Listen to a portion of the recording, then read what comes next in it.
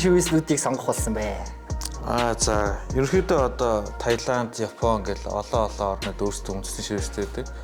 Тэгээ би бол яг өөрийнхөө биеийг яг ингэж гоё Монгол зургаар яг Монгол стикгүй тийм агаартай болох гэж бодоод хийсэн. Тэгээд тийм болохоор скетч хийж гисэн зураач хүнээр 2 жил зуруулаад за тэгээд баби дээр яг нэг артистаараа бас яг нэг зохиолоо ярилцж байгаа хийсэн байна. За хүмүүс одоо нөгөө утга учир эсвэл яг ингээд гоё харагдах талаас нь үргэлжлэдэг.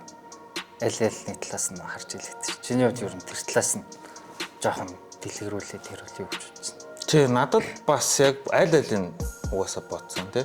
Одоо шинэ бурхнаа болохоор эн чи өөрөө нөгөө нэг шүдлэг яруу найргийн охинд ингэж байгаа.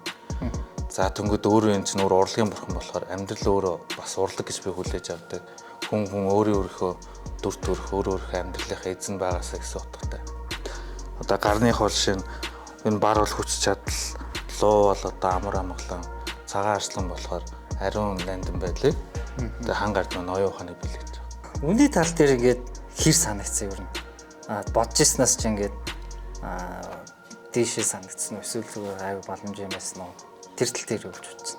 Хоёрынхаа чинь хоёрын шивс чинь нийлээд ер нь нэг 8,000 гаруй бас тий. Тэгээд яг ингээд бас нөгөө хямдралтай үе юм уу? Хямдар зарс үе юм уу? Таараа. Тэгээд 30% хямдарч өндөр бас нэлийн доош болсон. За тэгээд тэр тал дээр ямар хөөс? Шивээсэн дээр бол би аль болох нь тухайн хүнийхээ чадварыг харж өөртөө үнэлэмж нь байгаа шүү тий. Тийм болохоор би яг үнэн дээр бол нэг тийм үнэтэй ч юм уу хямдхан байлгахыг бол хүсээгүй.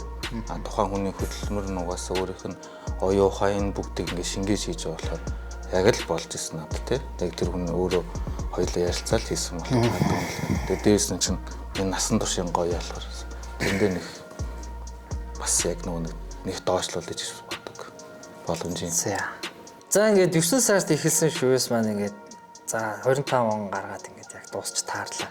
За тэгээ чиний төсөөлжснээс чанар болон ингээд сэтгэл ханамжийн хувьд юу нь ямар санагдсан ч зүгээр өөрийнхөө ойлгоод. Миний сэтгэл ханамж гэх юм бол хуваар ч юм уу ямар нэгэн зүйлээр илэрхийлэх хэцүүлтэй. Энэ маань өөрөө би насан туршдаа нэг харах гэдэг дээрээс нь яг өөрөө артиста. Энэ л хүн миний биеийн дээр хийн гэснээр сонголтоо чамайг сонгож хийсэн болохоор.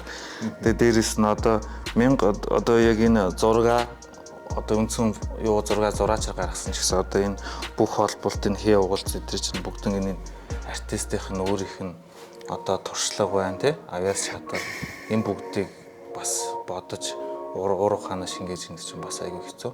Тийм болохоор би чад баярлж байгаа насан туршдаа намайг одоо ингэж гоё гангарах миний бие бүтээж өгсөн баярлалаа. За баярлалаа.